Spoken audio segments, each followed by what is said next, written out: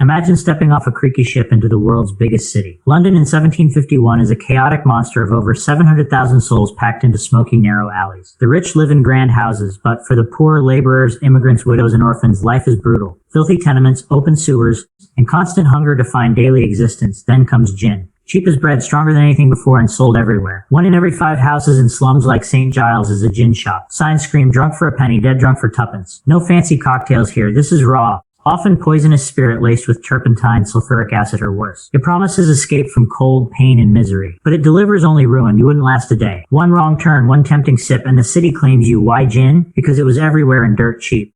Parliament had encouraged distilling to boost taxes and compete with French brandy. By the 1740s, Londoners were guzzling millions of gallons yearly. Per capita consumption hit terrifying highs. Picture a young mother named Sarah, exhausted from 14-hour shifts in a workshop. She hands over her last pennies for a dram of Madame Geneva, as they call gin. The burn hits her throat, warmth spreads, and for a few hours the world fades. The crying children, the landlord's threats, the gnawing hunger. Husbands, wives, even children sip it. Street vendors hawk it from carts. Hidden Puss and Mew machines let you buy gin secretly through a wooden cat's mouth. It starts as relief but becomes chains. Families shatter. Workers miss shifts. Crime explodes as desperate souls steal to feed their habit. You think you're just having one quick one to survive the day. In 1751, that one sip often became your last. Now the nightmare deepens. Gin doesn't just intoxicate, it destroys. Babies are born weak or stillborn. Mothers, soaked in gin, neglect, or worse. The infamous case of Judith DeFore still haunts. She strangled her own 2-year-old daughter, stripped her clothes, and sold them for gin money. Stories like hers fueled public outrage. Walk Gin Lane, as artist William Hogarth depicted in his shocking 1751 print. A skeletal man pawns his tools for another bottle. A woman lies half-naked in the gutter, covered in sores. Fights erupt over nothing. Suicides, murders,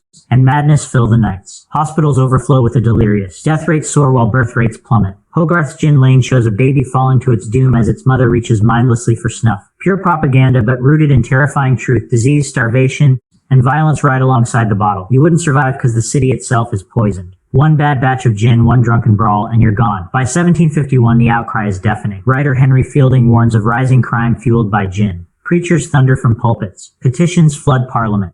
William Hogarth releases Beer Street, Happy Productive Beer Drinkers, alongside the hellish Gin Lane to drive the point home. Parliament had tried before 8 gin acts with taxes and rules, but loopholes let the poison flow. The 1751 Act finally bites. Higher taxes, stricter licenses. No more sales in prisons or by random hawkers, respectable sellers only. Combined with rising grain prices that make gin less affordable, the craze begins to ebb.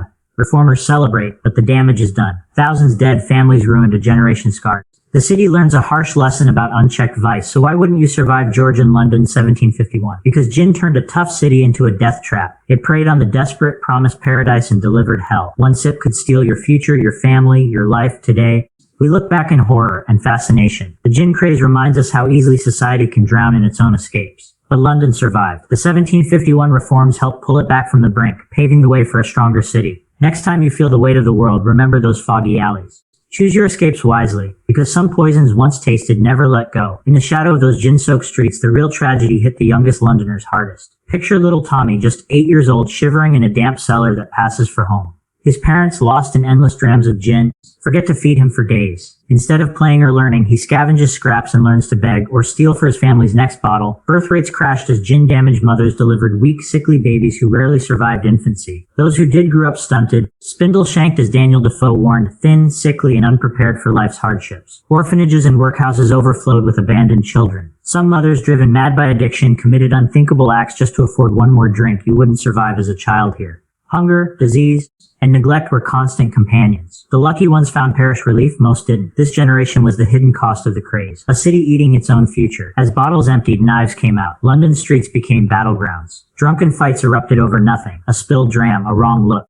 Robbery skyrocketed. Henry Fielding, the famous magistrate and author, wrote in 1751 that gin was the fuel behind the late increase in robbers. Desperate addicts would do anything for money. Imagine walking home at dusk. A shadow lunges. Your neighbor, once an honest laborer, now a gin-crazed thief. Women turned to prostitution, men to pickpocketing or worse. Prisons swelled. Executions at Tyburn became public spectacles, but even hanging didn't deter the desperate. The poor didn't just drink gin, it drank them. Families betrayed each other. Brothers fought sisters over a pawned blanket. In this AI reconstructed nightmare, you feel the fear in your bones. One night out, one bad decision, and you become another statistic in the bills of mortality. Enter William Hogarth, the sharp-eyed artist who captured it all. In February 1751, he released his masterpiece pair, Beer Street and Gin Lane. Beer Street shows thriving, happy workers building a better London. Lawing, flirting, productive. Gin Lane, pure horror, a collapsing building. A suicidal man. A baby plunging to death. Pawnbrokers and undertakers thriving while people die. These prints spread like wildfire, pasted on walls and discussed in coffee houses. They weren't just art, they were weapons in the war against gin. Hogarth forced the elite to see what the poor endured daily.